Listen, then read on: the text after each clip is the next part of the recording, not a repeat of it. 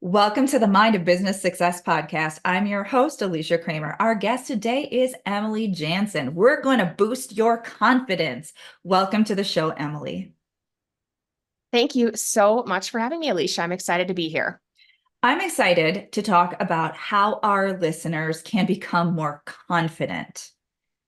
Even people who are pretty confident always could use more confidence. And I'm sure there are people listening who would openly admit, I am not a very confident person. We want to change that. So let's start by talking a little bit about confidence. You are the expert in this area, and I know that you are going to share some really helpful, practical things that people can begin to implement right away and start to experience an increase in their confidence. How did you get into this? So I am a person who grew up in a small town in rural Illinois. And while I experienced success in high school, in my small town high school, on the bigger stage, the big city of Chicago at university, I was a minnow in an ocean. And I was the type of person who was too shy to call and order a pizza, let alone be a person who spoke on confidence or talked on a stage. So my life has been a journey of tremendous personal growth. And I've gotten to a stage in my life where I wanted to share my experiences and the behaviors that I practiced and the behaviors that all of the guests from my podcast, Leadership is Female, have shared with me on how they grew their confidence and found their voice with the larger audience. I realized there was a message here to be shared because, like you said, maybe we consider ourselves to be a confident person already. However, our confidence can waver depending on the situation, or if we encounter something new, or if we are going after a big goal in new territory that we haven't tried yet. We might lack some confidence and need sort of a boost to get started. So all of this has been developed sort of over my 20-year career as a sports executive and last 3 years as a podcast host and a TEDx speaker, where I have just developed a conversation about confidence to help people to boost their own so that they can live a big life and achieve their biggest goals. Because I think you're a lot like me. I'm not here to play small. And any advice that I can get that can help me to feel more confident to go after more, I'm ready to receive. I love it. I love this conversation. And I've shared on other episodes that I was not a confident person. I actually was so shy and so insecure that there literally was a period of my life where I would shy away if somebody tried to take a picture of me. When I started my business, I had already gone through a pretty substantial amount of inner work to heal from being assaulted. My confidence had gone from pretty much non-existent to being able to start to put myself out there. But it was a process. And I remember when I was offered a spot on a TV show, and I had to really like face myself, and get really honest about where I had evolved to in terms of my level of confidence. And I remember there were so many nerves. This is always about up leveling. Mhm. We don't stop in terms of our growth. There is no like milestone. It wouldn't even be a milestone. There is no capstone of confidence. It is sort of milestones. So, for someone who is listening, who maybe is thinking to themselves, okay, I don't know if I have the confidence to be a TEDx speaker. I know I want to play a bigger game, or I at very least want to be able to walk into a networking event without, having a mild panic attack. Where can people start to up level their confidence?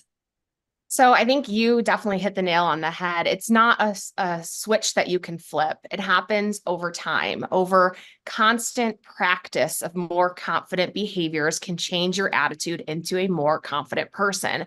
And there's a lot of places to start depending on where you're at in your journey. But I think it's important to remember like why confidence is important. It's not a vanity thing. What we're talking about here is the confidence to go after your goals in business and in your life. And the reason why improving your confidence is important is because if you are more confident, you experience less fear and anxiety, you have increased motivation, you have greater resilience, you have improved relationships with colleagues and with your family and friends, and you bring your authentic self into every situation. So I think it's important to understand how confidence can truly impact your life and why it is important to focus on improving your confidence so that you can do the things that you set out to do.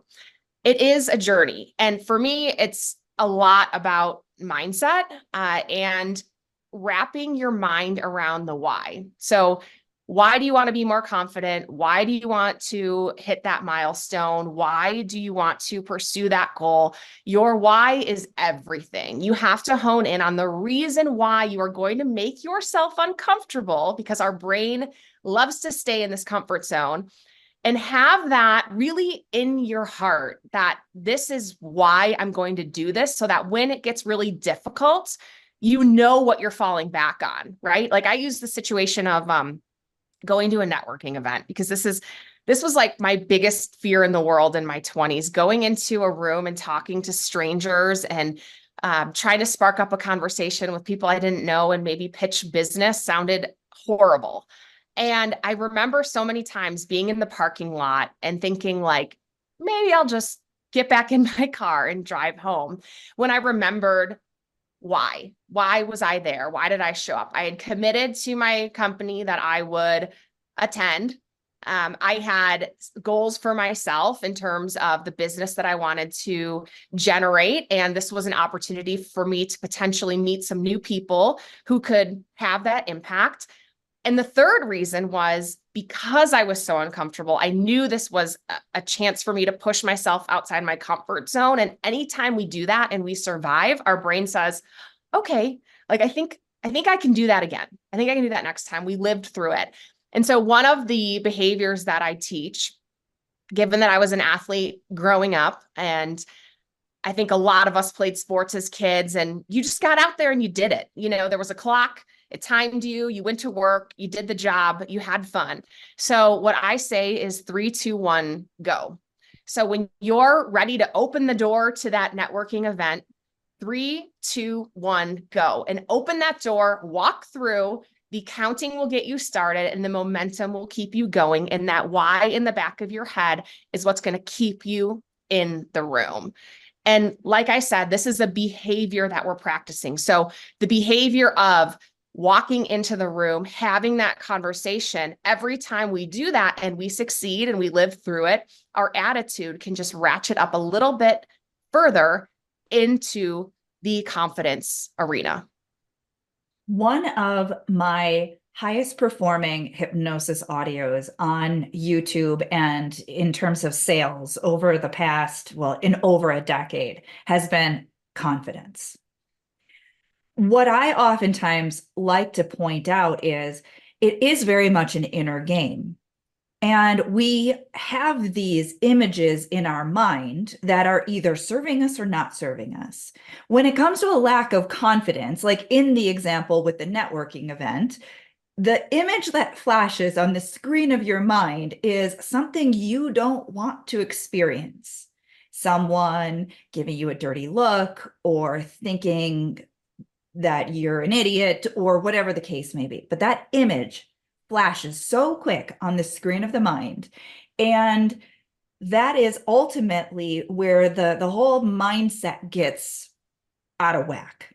But now, if you start to reprogram yourself, and one of the really powerful ways to do that is like what you just said, it is those micro steps. Because each and every time we do that, we're starting to actually create a new image in our mind. We're Yeah. seeing ourselves opening the door and feeling more confident. We're seeing ourselves starting that conversation and feeling more confident. And this is really the power of starting to reprogram our mind.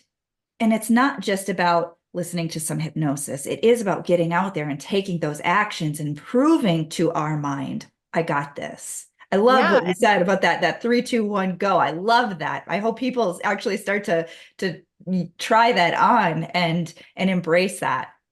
Well, and like you said with those images, you're replacing that image, that fear of standing in the room with your drink alone with no one to talk to, with a successful conversation or a successful exchange of business cards. So the next time you encounter that situation, the fear of not having anybody to talk to, that image can be replaced with the successful conversation you had at the last time. But you have to get in the arena. Like you have to do the behavior in order to become more confident. And, we talked about why, we talked about 3, 2, 1, go. The other piece that I really want to emphasize, and maybe your listeners have heard this before, but it always helps to hear it again. And it's just a few simple words. And it's why not you? I think we often lack confidence because we have this image of a person who is the person who can do it, who is the person who is confident, who maybe is something aspirational to us. And we're bringing ourselves down with this negative voice of that we will never get there. But what I say is, why not you? Or why not me? Because when you really start to believe that, so much will change. It is remarkable. And it just makes all the sense in the world because we're all just people. So why not you? That person who you imagine is the most successful, fulfilled, and can do everything better than you. Why? Like, where did that come from in the first place? And why can't that successful person be you if you take the right steps to make it happen? Because that's all they did. They were just a person the same way that you were, the same place you are in today. They just had the courage to take the next right steps. So using these behaviors of 3, 2, 1, go, thinking about what could you accomplish if you only had to uh, behave with 20 seconds of courage, thinking about what if you flipped the script and that woman that you admire, who you think, oh, I could never be like her, what if you started to cheer her on rather than compare yourselves in a competition that you're not even a part of? Like, what would happen? What could happen in your brain to change your attitude if you started to behave in those ways? So good. So good. When people are comparing themselves to that successful person, there's that tendency to forget the humanness aspect that you referred to. One of the things I frequently said is a big piece of this particular podcast. My message that I want to convey to any entrepreneur who is aspiring to be more, achieve more, make a bigger difference in their life is, let's look at the successful entrepreneurs and let's be real about the fact that they're not perfect. There's nothing, they have some skills. Everybody's got unique skill sets. It's not about their unique skill set because everybody has certain things that they're a little bit better at. We need to start to demystify success. We need to stop putting people on a pedestal, which then keeps us down here, always looking up and saying, it can't be me. I'm not as confident, or I'm not as this, or I'm not as that. And I love that you're bringing this to sort of the light and saying, hey, look, I didn't come out of the womb a confident person.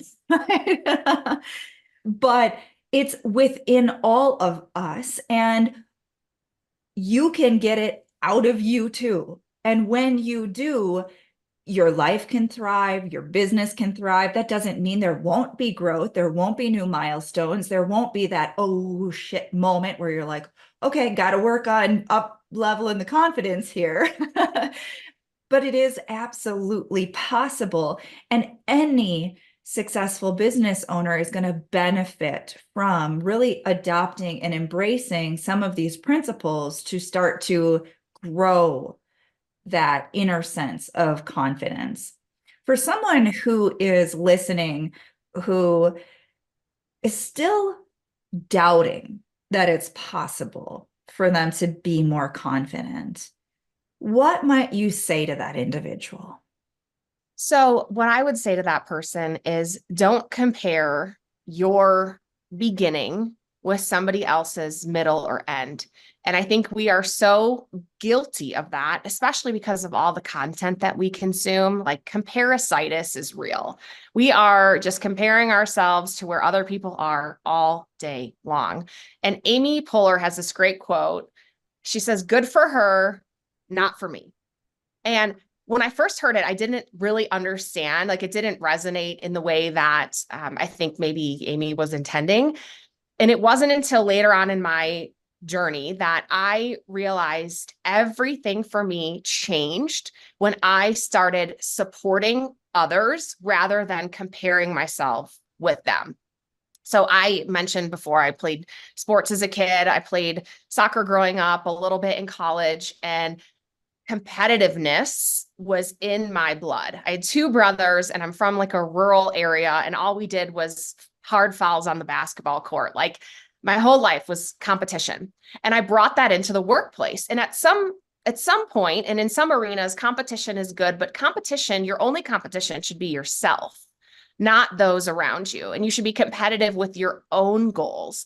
And it took me, I don't know, 10 years to maybe shift that mindset to stop competing and running in a race that sometimes the other participants I was running against, they didn't even know they were a part of the race that I was in. It was like, it was so crazy. And when I started to shift my mindset and say, good for her, not for me, I didn't even apply to that job. Why would I feel some type of emotion that she earned a new role that I didn't apply for? And why am I comparing myself saying, oh, who am I sitting here when she is over here?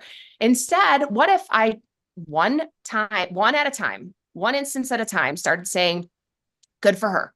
Congratulations, Alicia. I know you worked so hard to earn that promotion. I'm so happy for you. Oh my gosh, you landed that new client. I know you've put so much effort into doing that. Great work. What if my brain was telling those stories rather than, oh, Emily, look at how good Alicia is and you're not? Right? Like what can happen to us over time, and how can our confidence have the room to grow and blossom if we are not competing with these people who don't even know that they're in competition with us? And instead we're saying good for them, not for me. And so that's what the first thing I would say to that person. And the second thing I would say to that person is just start today with one little step. We tend to look at this aspiration or this goal and think we need to be there in the next hour. Like, I got to be there by noon. No, maybe you have to be there in 12 months, not 12 minutes. So what do you have to do each and every day? Just one tiny next right action at a time to make progress towards where you want to go. And just one teeny tiny act of bravery at a time will start to shift your mindset. This has been gold. And I know that we only scratched the surface, but you really did share some actionable things that people can begin to apply in their life. So I want to thank you for that. I also want to use this as the perfect opportunity to ask how our listeners can connect with you. Yeah, thank you. So my book comes out in this spring of 2024. Look for it the end of March, but there's also pre-sale copies available on my website, emilyjaenson.com. It's Emily, Jaenson.com. The book is called Let's Go, a guide to increasing your confidence, where you can get more fuel for your confident engine so that you can achieve any goal you set out to do, big or small. I also can be found on my website, emilyjaenson.com, for keynote speaking opportunities. So if you or your company are looking to be inspired in person by the real me, reach out there as well. And also follow along the podcast, Leadership is Female, where you can hear interviews with incredible women who are reaching new heights in their careers. And they're willing to, just like you, Alicia, share the share the microphone to talk and tell you how you can level up. I can also be found on Instagram. So just get the spelling of the last name right, Jaenson. And I'll be so happy and excited to connect with any of your listeners. I'm so happy that you are with us today, sharing how this is possible. This really is possible. And if you're listening and you're thinking to yourself, this has been nagging at me, this has been weighing on me, do yourself a favor and make that commitment, find your why, and start taking those steps. Thank you again, Emily. This has been great. And thank you to all of our listeners. You know we're doing this for you. If you haven't already subscribed, make sure you do so. And until next time, we will see you in the next episode.